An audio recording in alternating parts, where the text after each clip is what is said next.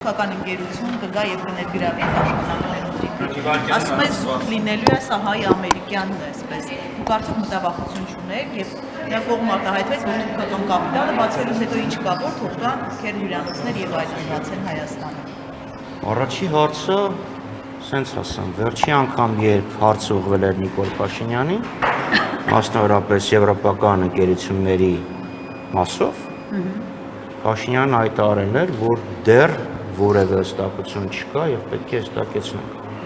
Հիմա չգիտեմ, եթե կառավարությունը հստակեցրել է, թող ասեն, թե ինչ են հստակեցրել, ովքեր կարող են մասնակցել։ Եվ ընդհանրապես, երբ խոսքը գնում է այդ ճանապարհի միջանցքի մասին, կարծեմ ինքը պարամետրը բառներ օգտագործել, այսինքն ով է կառուցելու, ով է շահագործելու, ով է օգտվելու, թե ընդհանրապես ով է կառուցելու։ Դա առաջին, երկրորդը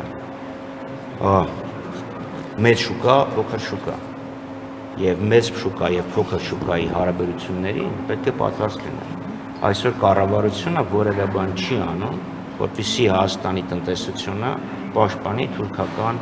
էքսպանսիայից։ Առաջի հարվածը գալու է գյուղատնտեսության վրա, երկրորդ հարվածը գալու է տեքստիլի վրա, այսինքն տնտեսության բնագավառներ, որոնք էապես, ոչ թե էապես, մեծապես սոցիալական նշանակություն ունեն։ Եվ երրորդը, ես կարող եմ ձեզ ներկայացնել էկոնոմիկայի նախարարությանը, իմ ուղարկած հարցումը եւ իմ պատասխանը, թե ինչ ազդեցություն է ունեցել Հայաստանի տնտեսության վրա 2021 թվականին թուրքական ապրանքների վրա ամբողջական էմբարգո։ Կարդում ես եւ ուզում ես անընդհատ կարդաս։ Մարդիկ հիմնավորել են, թե տնտեսությունը ինչքանով է դրանից դրական ազդակ ստացել։ Տեղական արտադրության զարգացում, ներմուծման փոխարինում, թուրքական, այո,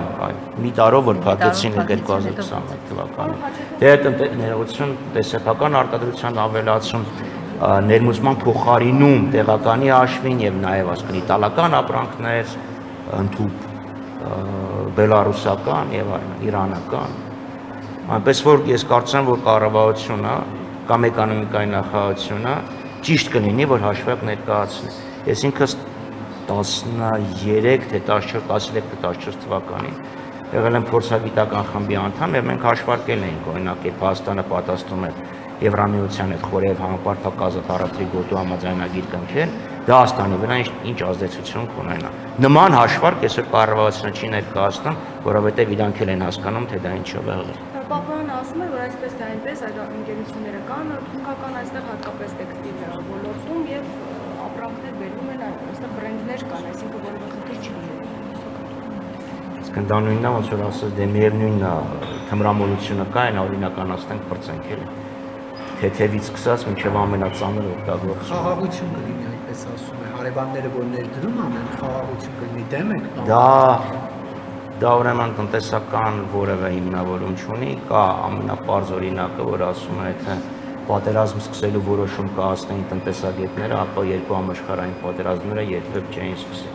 Իսկ խաղաղությանը դեմ չենք եւ հենց այդ պատճառով դեմ ենք Նիկոլ Փաշինյանին, որովհետեւ ինքը բերում է ոչ թե խաղաղություն, այլ բերել է պատերազմ եւ բերում է տառապանքներ եւ արտաքին ռիսկերի մեծացում։ Գիտեք, մի բան էլ ասեմ, օրինակ հարցը որ տվեց 1980 խնդիր։ Տեսեք Նիկոլ Փաշինյանը ինչ հոգեբանական տրյուկ անում, ասում է ինձ ընտրել է ժողովուրդը, ուրեմն եթե դեմ ես ինձ, դեմ ես ժողովրդին։ Չէ, ժողովրդին դեմ չենք, որովհետեւ դու ընտրվել ես լրիվ ուրիշ խոստումներով։ Եվ երկրորդը, քեզ ընտրել է ժողովրդին, այո, եւ քեզ ընտրել է ժողովրդի 27-28%-ը։ Դեմ ես ինձ, ուրեմն դեմ ես խաղաղությանը, չէ, դեմ ենք քեզ, դեմ չենք խաղաղությանը։ Ճանապարհային ծրագրում առաջնային տեղ էր գրավում հենց խաղաղության մասին, ինչը ես հիմա կատարել եմ։ Այդ դեպքում իր ծրագիրը պետք է ներ ընդհանրապես մի նախադասություն։ Այդ դեպքում իր ծրագրի մեջ կային էական հակասություններ եւ երկրորդային ժամանակ ինքը կան խաղաղությունը տեսնում է Շուշի եւ Հադրութի դեօկուպացիայի, Արցախի հակամարտության կարգավորումը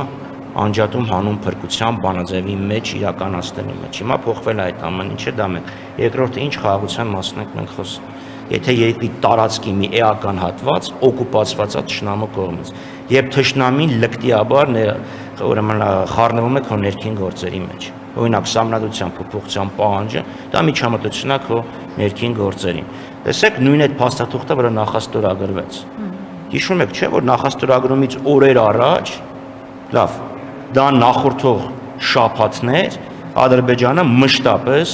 գնդակոծում էր Հայաստանի Հանրապետության հարավ Սյունիքը, մասնավորապես նախկին Գորիսի շրջանը։ Դա պարտադրված խաղաղություն է, ճակերտավոր, պարտադրված թուղթ է։ Ինչի նշանակում ես բերել եմ խաղաղություն։ Պարոն Պապյան, Ինչ ուզելա, ձիճել ես, հիմա որ չզիջես, ելի կշարունակենք գնդակ։